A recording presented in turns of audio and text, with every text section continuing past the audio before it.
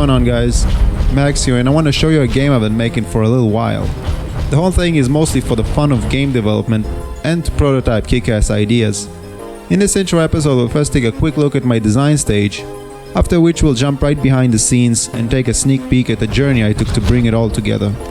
I plan on sharing my ups and downs of game development through a whole series of episodes just like this one. Hope you guys enjoy it.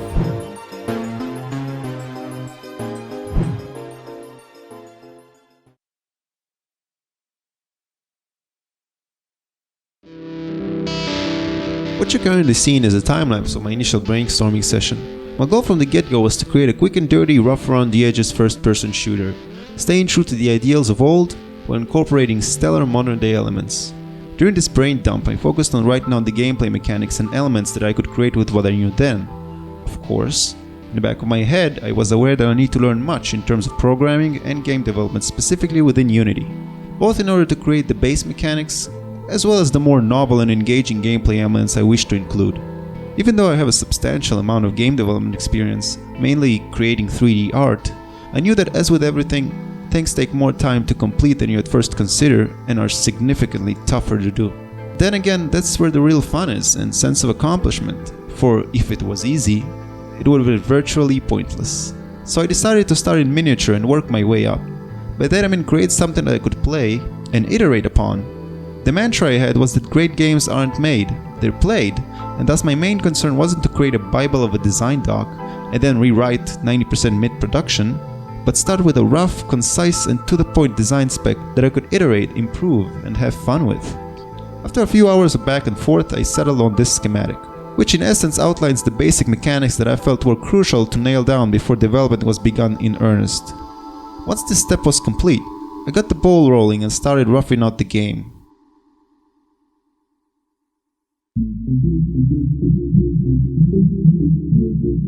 Decided to create a first-person shooter by myself, I knew I had my work cut out for me. So I started by pouring myself over any and all material I could find.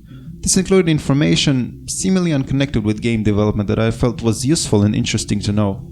Much of what I had to learn and orient myself to was scripting within the Unity game development engine. I had a considerable amount of programming experience before embarking on this adventure, but what I was lacking was knowledge on how to interface with game objects specifically within the Unity engine. Keeping true to the notions I put forth earlier, I commenced learning how to spawn objects, interact with them, and move them about the level, and destroy them after a fixed set of conditions, in addition to methods of playing sound effects and spawning particles in efficient and resource-conserving ways. The first artsy thing I created for the game was a wall tile, and 2 trim sections. Utilizing these few elements, I could lend a surprising amount of depth and detail to environments, coupled with some clever UV tricks to maximize texture usage. Once I had completed a few more models, I set upon expanding my level from a mere room to an actual environment that the player could navigate. This required a multiplicity of tiles to make things visually engaging. Thus, I ended up creating more than a few, to really give the level that extra bit of depth. This is by no means a complete set.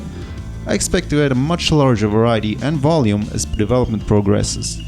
After the rough sketch of the level was assembled, I plunged even deeper into code and fleshed out the wall-mounted turret's behavior and firing mechanic. This was more complex than it first seemed, as the turret had to perform several distance and visibility assessments, in addition to a physics test to check for nearby explosives and other destructibles. Having become satisfied with it, I saw that there was one obvious, yet crucial thing missing: an equalizer. So I eagerly set out to create a quick weapon to give the player a fighting chance. I based a part of my freestyle idea on the plasma weapon from the Fallout universe.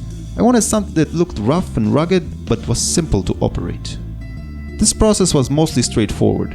I created a detail mesh, then its render counterpart with UVs and proper smoothing groups, after which I baked and textured the thing. Once I had a weapon and an enemy wrapped up, I plunged even deeper into level design and commenced work on novel prototype areas that the player could visit. During this development cycle, I also focused on making animated objects, explosive canisters, doorways, particle effects, sounds, and a second test enemy. One facet which wasn't given due attention up to this point was audio, itself being a focal point in what makes a game truly legendary. Realizing this, I decided to divert some of my time to creating various pickup sounds, along with a few one-off stings that I could scatter around the level to really enhance the ambience. I wasn't really ready to commit in earnest to developing a cohesive score at the time, since I felt there was much to do in the other departments, mainly polishing the level and its enemies. It was roughly during this point in development that the prototype game started running quite slowly. Playing in at 1080p, I got around 40 frames a second along with thousands of draw calls. Now, while this might seem somewhat okay, it was far from it, since my computer and graphics card are overall well above average. This realization caused me to dread the game's performance on other systems. Ultimately, no matter how innovative or groundbreaking a game is, no gamer will play it if it runs at 5 frames a second. So I did the prudent thing. I ran Unity's built-in profiler while playing the game to gain a solid understanding what was hindering and bogging down my performance. I realized that I had overestimated the strength of deferred lighting and rendering lights. Thus, after a few tests and a good brainstorming session, I decided to switch to light maps. As soon as I was up to speed with this faster setup, I continued to iterate and add more layers to level and gameplay, improving and creating new areas, in addition to commencing work on my own custom-tailored pathfinding algorithm. Right now it's still very much a work in progress, but as you can see, something like this would be of great importance, as it would allow me to create intelligent enemies and characters that could navigate the game world without bumping into obstacles or each other. The reason I've chosen to develop it myself as opposed to picking an existing AI script was so that I could have a system that is perfectly tailored to my game and will allow ease of extension and expansion. And obviously, there is another reason, and that is, it's just ridiculously fun and challenging to create something complicated. During development I also experimented quite a few things, from models and effects to complete scripts. Those were mainly created out of passion and a thirst for knowledge, but gave me an unprecedented volume of readily available material from which I could pick interesting avenues that I could further investigate, explore, and then properly implement into the game. So now we arrive at the present. It has been quite a journey since I've started this in my spare time. At the onset, I had no idea it would grow to such a scale. When I started out, all that I wanted to create was a small game and toy with Unity.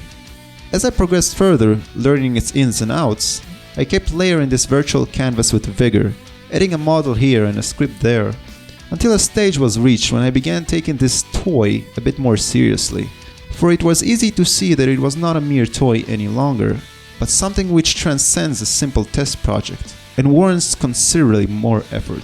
Looking back, I am exceedingly pleased with the progress I've made, both in terms of learning Unity and developing the game and its overlapping systems. Glancing forward, I am filled with excitement when I imagine all the great things to come. This is still very much a first step, but an important one. I'll try to release these development episodes in a timely manner, but since creating episodes and simultaneously developing the game is a monumental undertaking, it might take a bit until a new episode is up. Stay tuned though, there are many polygons to create, pixels to polish, and lines of code to write. This road is a long road, a tough road, but not at all lacking its silver lining, as it is a pleasant and entirely rewarding one. For the next episode I'm gonna add some real enemies that can actually move around, find their path to the player, and engage him in a unique manner, as well as more weapons and probably a complete level redesign and art style re-evaluation. I'll also probably release mini episodes to share with you guys any progress made. I hope you guys enjoyed watching this development diary, and hopefully learned something from it. Be sure to drop me a line in the comments section if you have some input to share, or subscribe if you want to see more of these. Thanks guys.